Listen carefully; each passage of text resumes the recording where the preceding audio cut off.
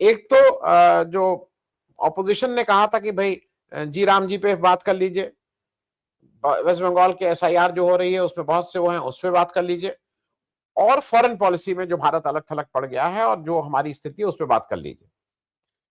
तीनों पे मना कर दिया गया। एसआईआर पे कहा गया अभी बात ही हो गई है, फॉरेन पॉलिसी पे कहा गया कि राष्ट्रपति के धन्यवाद पे जब बात होगी तब कर लेंगे। जी राम जी उन्होंने कहा ऑलरेडी एक्ट बन गया है, अब इसमें तो कुछ हो नहीं सकता, इस पे बात कर लीजिए। मेरे हिसाब से राहुल गांधी का फोकस बिल्कुल क्लियर है, वो मनरेगा ही उनका फोकल पॉइंट रहेगा, क्योंकि मनरेगा एक ऐसा ऐसा इस देश के बहुत ही गरीब जो गांव में रहने वाले लोग हैं उनके हाथ से एक तरह से निवाला छीन लिया गया है। इसके रिपरकशंस अभी शायद नहीं समझ में आ रहे हैं, लेकिन जो गांव का आदमी है उसको समझ में आ रहा है, और शायद इसका इफेक्ट भी अगले 2 4 5 6 महीने में दिखाई पड़ने लगेगा। मैं यहीं से डॉक्टर राकेश बात शुरू कर रहा हूं। अपनी तरफ से बीजेपी कोई कोर कसर नहीं छोड़ रही है। साम दाम दंड भेद, राहुल गांधी को तीसरे उसमें रो में बिठा दीजिए, उसको इग्नोर करिए, उनको पीछे बिठा दीजिए, जो जितनी इसको इसको अशिष्टता नहीं कहेंगे, बदतमीजी की कैटेगरी में आता है, शिष्ट होने की बात है। वो सारा कुछ नैरेटिव साइकोलॉजिकल गेम ये सारा कुछ कर रही है। ऐसे में ये जो पार्लियामेंट सेशन, ये जो अभी संसद का सत्र है जो 13 फरवरी तक चलेगा, इसको कितना कौन यूज कर पाएगा अगले इलेक्शन के लिए, यहीं से शुरुआत करते हैं डॉक्टर राकेश। धन्यवाद सर। थोड़ी सी बात पहले अजीत पवार की कर लें, अगर आपकी अनुमति हो तो 1 मिनट हाँ के लिए। बिल्कुल बिल्कुल, जरूर, नहीं नहीं जरूर। कुछ संकेतों में आपने बात कही भी है।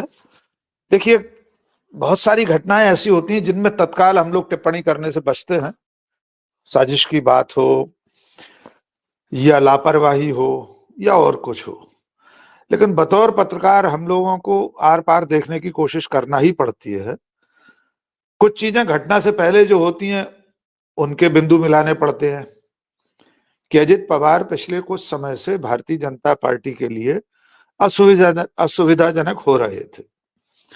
क्रोनोलॉजी इस वक्त सोशल मीडिया पर बहुत सारे लोगों ने पेश कर दी है, लिख रहे हैं लोग। कितने दिन पहले उन्होंने ये कहा था, उनके एनसीपी के एक दूसरे नेता ने, कि वे शरद पवार के साथ आ सकते हैं, महाविकास अघाड़ी में आ सकते हैं। उससे और कितने दिन पहले अजित पवार ने यह कहा था कि उनके पास भारतीय जनता पार्टी के भ्रष्टाचार की फाइल है। उससे कुछ दिन और पहले उन्होंने ये कहा था कि मुझ पर 70,000 करोड़ रुपए के घोटाले का आरोप लगाते थे जो लोग, आज मैं उनकी सरकार में डिप्टी सीएम हूं। ये कई ऐसे बयान हैं जो स्वाभाविक तौर पर मोदी शाह जैसे लोगों को स्वीकार नहीं हो सकते। अचानक किसी व्यक्ति का विमान हादसे में मारा जाना दुखद तो है ही, चिंताजनक भी है। आपने जांच की बात कही है, अकेले ममता बनर्जी ने नहीं, मल्लिकार्जुन खड़गे ने सदन के बाहर इसकी मांग की है कि जांच होनी चाहिए, उमर अब्दुल्ला ने मांग की है, और बहुत सारे लोग इसकी मांग कर रहे हैं। सामान्य प्रक्रिया भी है, इस तरह के हादसों के बाद जांच होती ही है, लेकिन जांच रिपोर्ट देश के सामने कब आएगी, पिछली दुर्घटनाओं की जांच रिपोर्ट कब आई, उनमें क्या था, दोषियों को कितनी सजा मिली, क्या किसी एक भी हादसे में साजिश की बात साबित हो पाई, ये ऐसे सवाल हैं जिनके जवाब कभी मिलते नहीं है देश को। विजय रूपाणी उस विमान में थे जिसमें बहुत बड़ी संख्या में लोग मारे गए। हमारे एक साथी हैं आरटीआई कार्यकर्ता, उन्होंने डीजीसीए से कुछ जानकारी मांगी उस हादसे के बारे में, आज तक नागर विमानन मंत्रालय और डीजीसीए ने वो जानकारी नहीं दी है। इस विषय में हमारा कहना सिर्फ इतना ही है, जांच तो होनी ही चाहिए, और खुदा ना करे ऐसी घटनाओं के पीछे कोई साजिश काम करती हो। आप संसद के सत्र की बात कर रहे हैं सर, लेकिन इस सत्र से पहले बीते सत्र को याद कर लीजिए। पिछला जो सत्र हुआ था, भारतीय जनता पार्टी, मोदी शाह ने जितने भी मुद्दे सदन में उठाने की कोशिश की, जिनके बहाने से कांग्रेस को घेरने की कोशिश की, पंडित जवाहरलाल नेहरू से लेकर गांधी जी तक सबको लपेटे में लाने की कोशिश की, वो सारे मुद्दे बीजेपी से लेकर आरएसएस तक सब पर भारी पड़ गए थे। चाहे वंदे मातरम का मुद्दा हो, जनगण मन का मुद्दा हो, या और कोई भी विषय, जब भी ऐसा कोई विषय मोदी सरकार ने सदन में रखने की कोशिश की तो उसके नतीजे में उनके कच्चे चिट्ठे खुल गए। आप वंदे मातरम की बात करेंगे तो देश को सदन में बताया जाएगा कि जब वंदे मातरम 1906 में सबसे पहले गुरुदेव ने गाया था कोलकाता में कांग्रेस के अधिवेशन में, तब से लेकर आजादी के दिन तक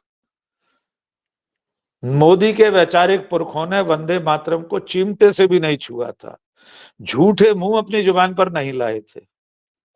इसलिए इस सत्र में क्या होगा इसका अंदाजा हम लगा सकते हैं।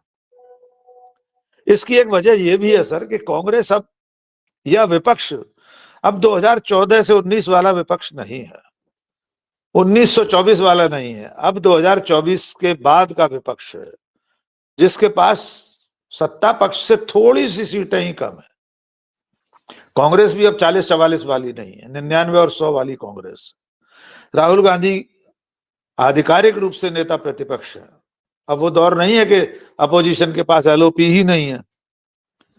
तो ये संख्या बल, राहुल गांधी का हौसला, विपक्ष का हौसला, भारत जोड़ो यात्राओं और 240 पर समेट देने की कामयाबी, इन सबके चलते सदन में भी विपक्ष पूरी दमदारी से खड़ा होता है। जिन मुद्दों पर बात करने की कोशिश राहुल गांधी कर रहे हैं, खास तौर से मनरेगा जैसे मुद्दे पर, जो सचमुच में देश के करोड़ों गांव और घरों तक इस संदेश को पहुंचाने का काम करेगा कि दरअसल में नरेंद्र मोदी और उनकी सरकार ने भगवान राम का नाम किसी भी तरह से जोड़ तोड़ करके एक शब्द बना दिया है और राम की आड़ में खड़े होकर करोड़ों लोगों का रोजगार छीनना चाहते हैं। जितने दिनों की रोजगार गारंटी थी वो भी किंतु परंतु करके कम हो गई है, उसका बजट राज्यों पर थोप दिया गया है। कई सारे और प्रावधान ऐसे हैं जो आगे चलकर सीधे सीधे लोगों के लिए परेशानी का सबब बनेंगे। इसलिए राहुल गांधी अगर इस मुद्दे पर ही पूरा ध्यान केंद्रित करना चाहते हैं, बाकी के जो जनहित के मुद्दे हैं, विदेश नीति का मुद्दा है, खास तौर से अमेरिका का दखल, अमेरिका के साथ ट्रेड डील न हो पाना, अभी यूरोपियन यूनियन के साथ मदर ऑफ ऑल डील्स कहकर जिसका ढिंढोरा पीटा जा रहा है, वो कितनी सार्थक है इसका सबूत डोनाल्ड ट्रंप के आखिरी ट्वीट से लग जाता है। जिस तरह उन्होंने कहा है कि डैडी तो ओवल में बैठा है, दुनिया का बाप अपने आप को कह रहे हैं डोनाल्ड ट्रंप। ये ऐसे मुद्दे हैं जिन पर विपक्ष अगर घेरने की कोशिश करेगा तो सरकार के पास सचमुच में जवाब नहीं होंगे। तो पिछले सत्र जैसी ही परेशानी सत्ता पक्ष के सामने इस बार भी है। अब देखना होगा कब कितना बात सरकार करने देती है। सत्ता पक्ष खुद ही शोर मचाकर, खुद ही व्यवधान पैदा करके सदन नहीं चलने देता है, बाकी बचा काम सभापति कर ही देते हैं, निलंबित करके विपक्ष के सांसदों को। जी आनंद जी।